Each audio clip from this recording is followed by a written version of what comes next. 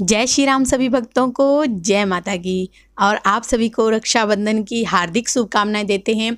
तो आज जो है फिर एक नई वीडियो के साथ आप सबके सामने हाजिर हो गए हैं और आज हम जानेंगे कुछ ऐसा बताइए जिससे हम अपने कर्मों को सुधार सके और हमारी जीवन भर रक्षा हो सके। कोई ऐसा उपाय बताइए जिससे जो है हमारे कर्म जो है मतलब ख़राब हैं उनको सुधार सकें। तो हमारे साथ अंत तक बने रहिए, तभी आपको सारी वीडियो समझ में आती है। और आज की जो वीडियो है वो बहुत ही ज़्यादा ज्ञानवर्धक आप सभी लोगों के लिए होने वाली है और इन बातों पे ज़रूर आपने गौर भी करनी है। चलिए शुरू करते हैं आज की वीडियो। जय श्री राम। जय श्री राम। जय श्री बालाजी महाराज। बाबा की असीम कृपा परिवार पर सदैव बनी रहे और माँ अन्नपूर्णा आपके घर में हमेशा वास करे।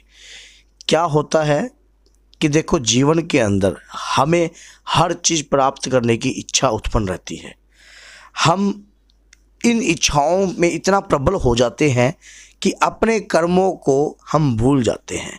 हमारे कर्म क्या हैं, हम किसकी औलाद हैं, हमारा नैतिक उद्देश्य क्या है और हमारा फ़र्ज क्या है। जिस प्रकार आज के समय में कई लोग तो माँ बाप को भी आश्रम में छोड़ आते हैं, लेकिन देखो उसी से आदमी के कर्म तो खराब हो ही रहे हैं।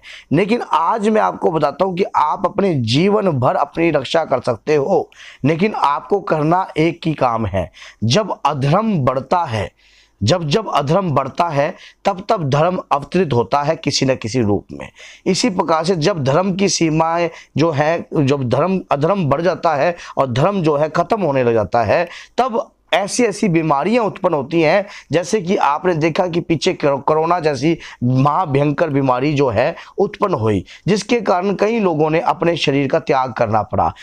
अभी कुछ ऐसी ही बीमारी जो है पंजाब, हरियाणा, राजस्थान के अंदर इस प्रकार से जो गायों को हो रही है, वो जो बीमारी है लिप स्किन कहते हैं शायद उसको, वो ऐसी बीमारी है जो मान लो धापड़ से शरीर पर हो जाते हैं गौ माता के, और वो उनको कई दिनों तक बुखार आता है, शरीर में पीड़ा रहती है काफ़ी। तो इस प्रकार की बीमारी जो उत्पन्न हो रही है, देखो दर्द जो है, अब माँ तो करना वही होती है क्योंकि वो माँ है।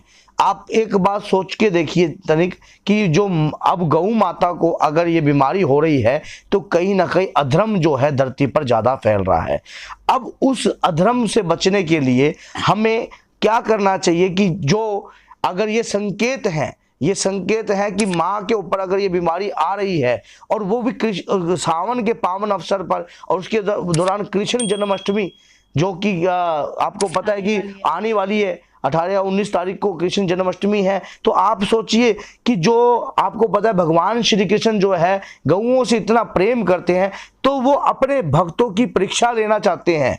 वो देखना चाहते हैं कि कितने भक्त जो हैं हमारे मान लो गौ माता के प्रति सहानुभूति रखते हैं और कितने भक्त जो हैं उनके प्रति प्रार्थना करते हैं। हर व्यक्ति अपना निजी स्वार्थ सोचता है, माना क्यों? क्योंकि हमारे पीछे एक संसार, एक परिवार है और उसके दौरान हम अपने परिवार से बंधे हुए हैं।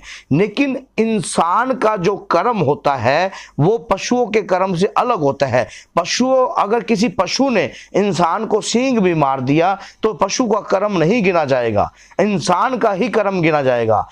और कर्म जो है बलवान है क्योंकि वो तो पशु योनि में हो गया ना। तो हमारे पास तो बुद्धि है, विवेक है। तो ये जो कार्य है, अब हमें करना क्या है ताकि गौ माता की हम रक्षा कर सके। अगर हम किसी के प्रति सोचेंगे और ऐसी करुणा वही जो हमें दूध का भंडार देती है, जिसके गौमूत्र में अमृत है और जिसके गाय के उपले जो होते हैं, मान लो अब एक बार आप सोच के देखिए कि गौ माता की सेवा 33 कोटि देवी देवता जो है गौ माता के अंदर वास करते हैं। अगर गौ माता को इस प्रकार की बीमारी हो रही है तो कहीं ना कहीं हमारा क्या उद्देश्य है? अगर हम कहीं दूर बैठे हैं, अगर हम कुछ भी नहीं कर सकते तो हम ऐसी प्रार्थना, ऐसी विनय प्रार्थना कर सकते हैं अपने इष्ट देव से, अपने बालाजी महाराज से, अपने श्री कृष्ण भगवान से, ठाकुर जी महाराज से।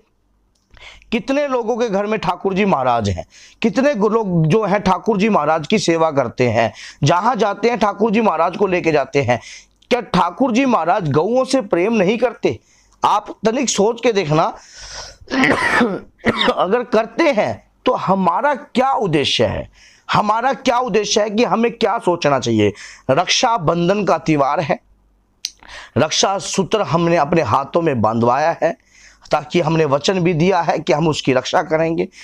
आज यही रक्षा सूत्र आप सोच के देखिए, अगर हम आज और कल, जैसे कि आपको पता है कि आज और कल हमें क्या करना है, मैं आपको सिर्फ 5 दीप का दान करना है बस। 5 दीप का दान करने से आपके परिवार की जीवन भर रक्षा हो सकती है। इन 5 दीप से गौ माता भी स्वस्थ हो सकती हैं। और कैसे नहीं हो सकती, चाहे कितनी से कितनी बड़ी बीमारी क्यों ना हो। और ये 5 दीप जो हैं शंकर भगवान पर दान देने हैं। आपने आटे के 5 दीपक, आपने प्रार्थना करनी है कि हे शंकर भगवान, आज मैं ये अपने लिए कुछ नहीं मांगने आया।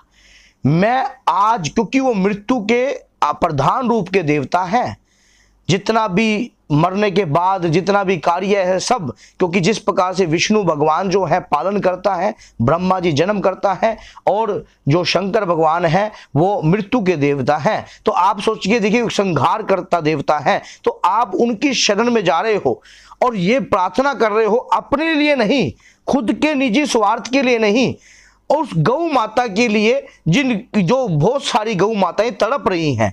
आज उनके आंखों से आंसुओं की धाराएं बह रही हैं। आप सोच के देखिए, अगर किसी के पेट में गर्भ में बच्चा भी होगा वो भी पीड़ित होगी, छोटे बच्चे होंगे वो भी पीड़ित होंगे। अगर हमारे बच्चे को तनिक कोई बीमारी हो जाती है तो हम कितने व्याकुल हो जाते हैं। अगर गौ माता को इस प्रकार की बीमारी हो रही है तो कितनी भयंकर बीमारी उत्पन्न हो रही है।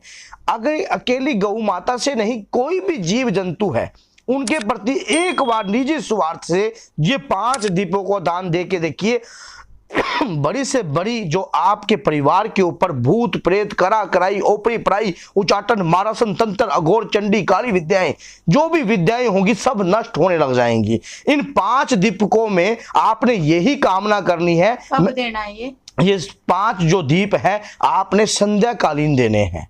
संध्याकालीन शंकर भगवान पे ये आप दीजिए जन्माष्टमी तक।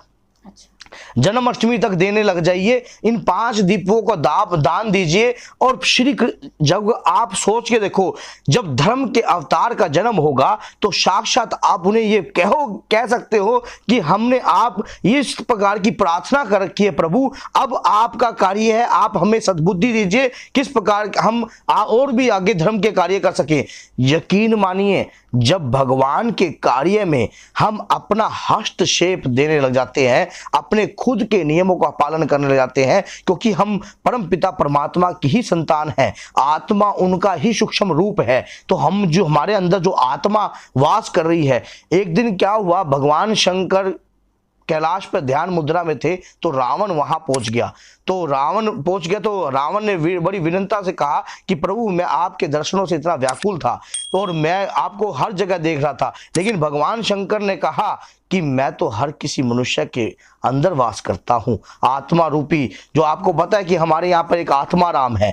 एक बार आप अपनी आत्मा राम से गवाही लेके देखिए कि जो हमें ये काम बताया है क्या हमें करना चाहिए या नहीं करना चाहिए। सच बता रहा हूं, एक बार सच्चे मन से कीजिए, गौ माता के नाम से कीजिए। मैं हाथ जोड़ से विनती करता हूं आपसे, आप मेरी ये विनती को स्वीकार कीजिए और ये प्रार्थना कीजिए कि जो गौ माता को जो भी बीमारी है या कोई भी जीव जंतु जो भी जिस बीमारियों से ग्रस्त है वो सब स्वस्थ होने चाहिए।